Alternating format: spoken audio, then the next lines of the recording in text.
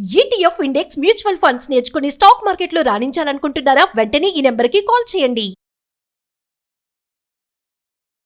బంగారం వెండి ధరలు ఆకాశాన్ని అంటుతున్నాయి.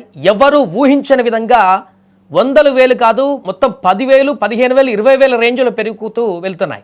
ఒక్క రోజులో 20,000 పెరిగింది వెండి. బంగారం కూడా అదే దూకుడు ప్రదర్శిస్తుంది. దీనికి సంబంధించి మనం మాట్లాడదాం. ఎందుకు ఇంత దారుణంగా పెరుగుకుంటూ పోతుంది? కొద్ది రోజుల్లోనే 2 లక్షలు బంగారం, 4 లక్షలు వెండి చూసేటువంటి అవకాశం కూడా కనపడుతుంది మనకు. దీనికి సంబంధించి పూర్తిగా మాట్లాడదాం. మనతో పాటు మార్కెట్ అనలిస్ట్ ప్రభు గారు ఉన్నారు. సార్ నమస్తే. నమస్తే అండి. సార్ 4 లక్షలు ఇంకా ఆల్మోస్ట్ అయిపోయినట్టు కనపడుతుంది. సిల్వర్ అయితే 4-5 రోజులు అయిపోతుందేమో. గోల్డ్ కూడా పరిగెత్తుకుంటూ వెళ్తూనే ఉంది 2 లక్షల వరకు తులం. ఎందుకు సార్ ఇంత వేగంగా, అసలు ఎవరు ఊహించని విధంగా పెరుగుకుంటూ పోతున్నాయి? అంటే ఒక రకంగా ఈ మెటల్స్ పెరుగుతున్నాయంటే ఈక్విటీ ఇబ్బంది పడుతున్నట్టు అది ఆలోచించాలి మనం. ఈక్విటీ ఇబ్బంది పడుతున్నప్పుడే మెటల్స్ పెరుగుతాయి బాగా విపరీతంగా ఒక రకంగా. సో గోల్డ్ అండ్ సిల్వర్ కూడా ఒక రకంగా స్ట్రాంగ్ ఉండడానికి కారణం అది. సో మెయిన్ ఎందుకంటే యాడ్ ఆన్ ఫ్యూయల్ లాగా ఈ జియో పొలిటికల్ కన్సర్న్స్ అనేది యాడ్ అవుతుంటాయి కాబట్టి దానికి అనుగుణంగా కొంచెం మూవ్మెంట్స్ అనేది ఎక్కువ ఉన్నాయి. సో 3.5 నెక్స్ట్ టార్గెట్ అనుకుంటే ఇప్పుడు ఎక్స్చేంజ్ లో 335 ఉంది. As a present rate 3,35,250. ఇవాళ 8,000 పెరిగింది సిల్వర్. గోల్డ్ అయితే 17,000-1800 పెరిగింది. అంటే గోల్డ్ చిన్నగా ఎక్కువ అంటే స్టెప్ బై స్టెప్ ఒక 1,500-1,000 పాయింట్స్ అట్లా పెరుగుతుంది, ప్లస్ ఆర్ మైనస్. ఇవేమో గోల్డ్ కనుక మూవ్మెంట్ ఉంటే నిన్న మార్నింగ్ -8,000 నైట్ మళ్ళీ కవర్ అయిపోయింది. ఎందుకంటే అన్సర్టనిటీ ఇంకా గ్రీన్లాండ్ మీద వెనక్కి వచ్చాను అనేది పూర్తిగా ఉందా? ఎందుకంటే ఆయన వీకెండ్ లో ఏదో ఒకటి చెప్తుంటారు ఆయన, సాటర్డే ఈ ఫ్రైడే నైట్ కానీ రేపు కానీ. సో ఈ వీకెండ్ లో ఆయన ఏం మాట్లాడకుండా ఉంటే నెక్స్ట్ మండే మార్కెట్ పెరిగే ఛాన్స్ ఉంటుంది. యాక్చువల్గా మనకైతే మండే సెలవు ఉంది కాబట్టి మంగళవారం అనుకోండి. సో జనరల్ గా ఆయన వీకెండ్ లో ఏదైనా కామెంట్ చేస్తే మటుకు, నోరు ఓపెన్ చేస్తే మటుకు డెఫినెట్ గా మార్కెట్ పడుతుంది. ఎందుకంటే ఏదో ఒకటి చెప్తారు కాబట్టి. సో ఈ వీకెండ్ లో ఏం మాట్లాడకుండా ఉంటే మార్కెట్ పెరిగే ఛాన్స్ ఉంటుంది. అప్పుడు కొంచెం ఇవి తగ్గే ఛాన్స్ ఉంటుంది. కానీ ట్రెండింగ్ కొంచెం ఇంకా ఉంది. చూస్తే మీరు అన్నట్టు 4 లక్షల వరకు వెళ్ళొచ్చా అంటే ఛాన్సెస్ ఆర్ దేర్, ప్రాబిలిటీస్ ఎక్కువ ఉన్నాయి.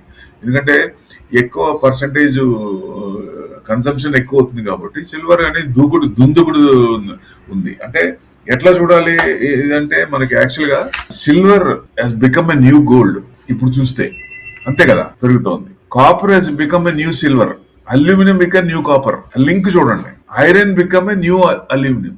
ఈక్విటీ ఇబ్బంది పడుతుంది. ఇది ఈక్విటీ ఇబ్బంది పడుతున్నప్పుడు మిగతా మెటల్స్ అన్ని పెరుగుతున్నాయి. అంటే నెక్స్ట్ స్టెప్ పైకి వెళ్తున్నాయి. అంతకు ముందు కాపర్ కున్న ఇది కింద నుంచి వచ్చేదానికి మళ్ళీ అల్యూమినియం కి ఆ స్టేజ్ వస్తుంది. అంటే ఎందుకంటే డైవర్సిఫైడ్ అవుతుంది కదా, ఒకే దాంట్లో పెట్టరు. ఒక దాని పెరిగిన తర్వాత కింద మెటల్స్ కూడా పెంచుతూ ఉంటారు కదా. సో వాటిల్లో కూడా ఇన్వెస్ట్మెంట్ అవుతూ ఉంటది కాబట్టి అవి కూడా పెరుగుతున్నాయి.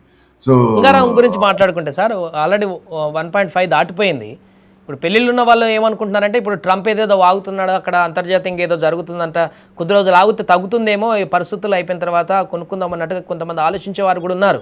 అలాంటి వాళ్ళకి ఏం చెప్పొచ్చు సార్? తగ్గేటువంటి అవకాశం ఏమైనా ఉందా? బంగారం ఒకవేళ పెరుగుతూ 2 లక్షల వరకు వెళ్ళినా మళ్ళీ వెనక్కి వచ్చే అవకాశం ఏమైనా ఉందా? కొత్తది ఏమన్నా తెస్తే 2 లక్షల వరకు వెళ్ళే ఛాన్సులు ఉన్నాయండి. కొత్తది ఇష్యూ మళ్ళీ ఏదైనా వస్తాయి. ఇప్పుడు ఎందుకంటే మనం చూసాం కదా, వైన్స్ మీద 200 ఫ్రెంచ్ వైన్ మీద 200% ట్యాక్స్ అన్నారు.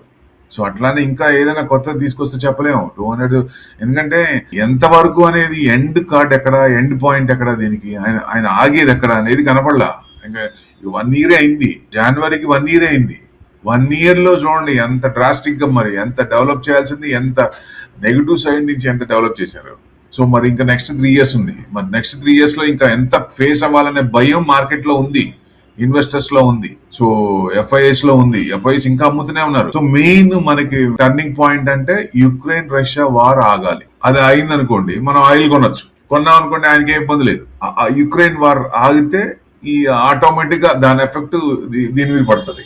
సో అప్పుడు మార్కెట్ కొంచెం trade deal, US trade deal కూడా, ఇండియా ట్రేడ్ డీల్ కూడా జరిగే అవకాశాలు ఉన్నాయి. ఎందుకంటే ఆయన నిన్న కూడా చెప్తున్నారు రూపాయి విలువ పడిపోవడం కూడా కారణం అంటారా ఈ పెరగడానికి? అంటే ఇది కూడా ఒక కారణం అవుతుంది. ఇప్పుడు జనరల్ గా రూపాయి అది పడటం వల్ల కారణమే మెటల్స్ సేఫ్ హెవెన్ లో కూడా కొంచెం వచ్చే ఛాన్సులు ఉంటాయి. ఆ కరెన్సీ వాల్యూ ఇది అవుతుంది కాబట్టి ఒక రకంగా ఎక్స్పోర్ట్స్ ని పెంచుకోవడానికి, ఒక రకంగా దాన్ని ఏం చేయట్లేదు, కొంచెం పట్టించుకోవట్లేదా కొన్నాళ్ళు అనేది అనిపిస్తోంది. అందుకని ఎక్స్పోర్ట్స్ పెరుగుతాయి ఈ టైంలో. ఏంటంటే వాళ్ళకి ఇదిగా ఉంటాయి కాబట్టి మనకి ప్లస్ అవుద్ది, వాళ్ళకి కొంచెం ఇదిగా ఉంటుంది కాబట్టి అవి ఎక్కువ పెరిగే ఛాన్స్లే ఉంటాయి.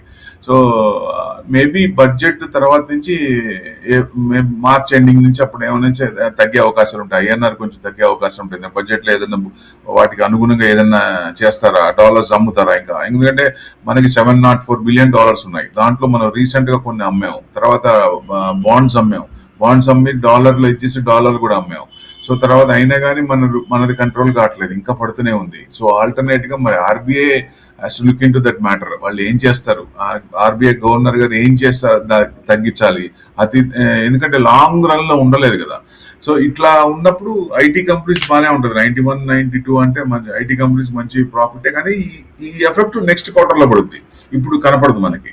సో అందుకని ఐటీ క్వార్టర్స్ కూడా బీట్ అండ్ డౌన్ ఇండెక్స్ కాబట్టి కొంచెం చిన్నగా ఇది అవుతున్నాయి. సో నెక్స్ట్ 2 క్వార్టర్స్ చూస్తే అప్పుడు ఇంట్రెస్ట్ కూడా తగ్గినాయి అనుకోండి, వాళ్ళకి మంచి బెనిఫిట్ వస్తుంది. సో అట్లా నెక్స్ట్ ఇయర్ 1-2 ఇయర్స్ టార్గెట్ పెట్టుకుంటే ఐటీ మంచి పెరిగే ఛాన్స్ ఉంటుంది. అట్లా ఇప్పుడు ఇవి రెండు మటుకు యుక్రెయిన్ వార్ ఆగాలి, తర్వాత ఎమ్మటే నెక్స్ట్ మళ్ళీ ఆటోమేటిక్ గా any time it may happens ఏది యుఎస్ ట్రేడ్ డీల్ జరగాలి. సో బడ్జెట్ మనం చూస్తాం, మనకి ట్రిగర్ పాయింట్ బడ్జెట్ లో బూస్ట్ ఇస్తారా లేదా అంటే, ఇప్పటిదాకా మనం అనుకున్నట్టుగా నెక్స్ట్ 15 రోజుల్లో కూడా డౌన్ సైడ్ ఉంటే బాగుండు, crying baby will get a chocolate అనుకున్నాం కదా, సేమ్ ఇప్పుడు దాదాపుగా అయిపోయింది. ఇంకా నెక్స్ట్ 3 డేసే ఉంది. మండే తీసుకుంటే 3 డేస్ కూడా లేదు సిరీస్ ఎక్స్పైరీ. సో డెఫినెట్ గా బడ్జెట్ అంటే నెక్స్ట్ సండే కూడా బడ్జెట్ డే వచ్చింది, ఆ రోజు కూడా వర్కింగ్ డే. సో అప్పుడు జనరల్ గా మన బూస్ట్ దాంట్లో ఏమన్నా ఇస్తారా, ఇవ్వకపోతే కొంచెం నెగిటివ్ వచ్చే ఛాన్సులు ఉన్నాయి. ఏది ఈక్విటీకి ఇస్తే కొంచెం ఈక్విటీ పెరిగే ఛాన్స్ ఉంటుంది, అక్కడ కొంచెం ఏదైనా తగ్గే ఛాన్స్ ఉంటుంది. ఎందుకంటే లాంగ్ టర్మ్ కానీ షార్ట్ టర్మ్ క్యాపిటల్ గెయిన్స్ కానీ వీటిలో ఏదైనా కొంచెం ఇన్వెస్టర్స్ కి ఏదైనా బూస్ట్ ఇస్తారా అనేది ఆశ ఇది చాలా ఉంది ఈసారి.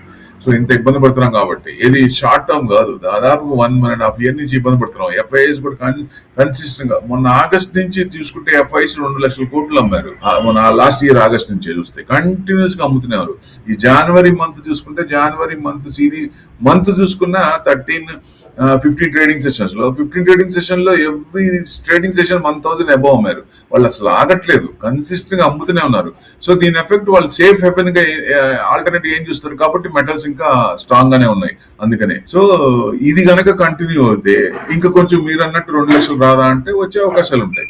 లేదు ఇవన్నీ సుధరిని అనుకోండి, మారిని అనుకోండి, యూటర్న్ తీసుకునే అనుకోండి, అప్పుడు డెఫినెట్ గా అంటే నేను అనుకోవడం యూటర్న్ తీసుకోవడానికి మేబీ బడ్జెట్ తర్వాత ఉంటే మార్చ్ ఏప్రిల్ నుంచి కొంచెం మూవ్మెంట్ ఎఫ్ఐస్ మూవ్మెంట్స్ కూడా వాళ్ళు కూడా బయింగ్ జోన్ లో రావచ్చు అనేది, ఏప్రిల్ నుంచి కొంచెం పాజిటివ్ బయాస్ లో మార్కెట్ రావచ్చు అనేది ఎక్స్పెక్టేషన్. సో ఏప్రిల్ నుంచి అది కూడా తగ్గచ్చు. ఏది మన మెటల్స్ కూడా కొంచెం ఏప్రిల్ నుంచి కొంచెం తగ్గుముఖం పట్టచ్చు. మరి ఇప్పుడున్న స్పీడ్ అంత ఉండకపోవచ్చు, అక్కడి నుంచి కొంచెం తగ్గచ్చు. ఏది ఈక్విటీ పెరుగుతుంటే, ఇది కనుక రివర్స్ అయిందంటే మళ్ళీ ఇది యాజ్ ఇట్ ఈస్ ప్రజలాగా మళ్ళీ ఒక మాట చెప్తున్నారు సార్. ఇవాళ ఉదయమే వార్త చూసాము, ఇరాన్ పైన మళ్ళీ ఇజ్రాయెల్ ఆయుధాన్ని ఉపయోగించి ఇజ్రాయెల్ దాడి చేయబోతుందనే ఒక వార్త వినపడుతుంది. మరి దీనివల్ల కూడా మళ్ళీ ఏమైనా ఎఫెక్ట్ అయ్యేటువంటి అవకాశం ఉందా ధరలు? 100% ఉంటుందండి.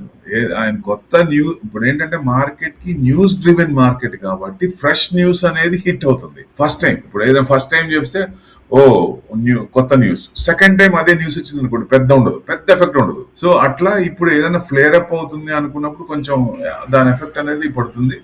సో ఆయనేమి మరి ఇరాన్ గురించి నేను పాజిటివ్ గా ఏం మాట్లాడలేదు, వెనిజులా నుంచి పాజిటివ్ గా ఏం మాట్లాడలేదు, ఆ ఇష్యూ కంప్లీట్ కాలేదు. ఆయన అబ్డక్షన్ చేశారు, పోనీ ఆయన రిలీజ్ చేసి ఆ ప్రెసిడెంట్ రిలీజ్ చేసి ఆ కంట్రీకి నేను సపోర్ట్ ఉంటాను అంటే అదొక విషయం, అప్పుడు పాజిటివ్ వస్తుంది.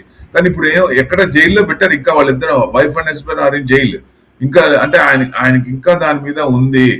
సో ఇంకా మరి ఆయన ఎంతవరకు ఇది చేస్తారు, దానికి ఏ రకంగా సొల్యూషన్ ఇస్తారు, ప్రాబ్లం సాల్వ్ అనేది తెలియదు. కాబట్టి అన్సర్టనిటీ అనేది ఇంకా ఉంది మార్కెట్ లో అనేది. ఈ 3 నెలలు ఇట్లానే ఉండొచ్చు అనేది ఎక్స్పెక్టేషన్.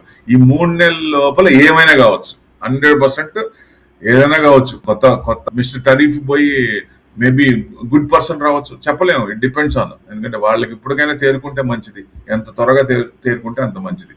లేదా ఈ 500% ట్యాక్స్ అంటే who are bearing that, you people are bearing that. మీరే ఇబ్బంది పడేది, మాకేంటి ఇబ్బంది?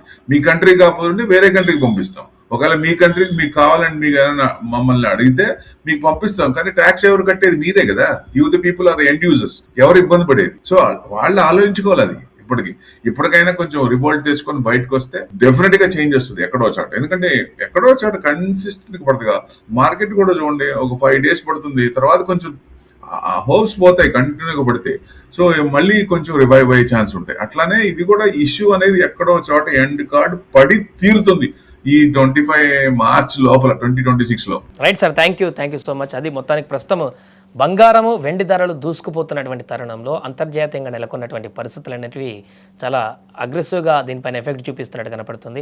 తొందరలోనే 4 లక్షలు కిలో వెండి ఈజీగా టచ్ అయ్యేటువంటి మూమెంట్ కనిపిస్తుంది. ఇప్పుడు పెరుగుతున్న సినారియాను చూస్తే 4-5 వారం రోజుల నుంచి గోల్డ్ కూడా అదే రకమైన దూకుడు ప్రదర్శిస్తూ 1,60,000 వరకు పరిగెత్తుకుంటూ వెళ్తుంది. చూద్దాం ఇది ఇంకా ఎంత దూరం వరకు పరిగెడుతుంది.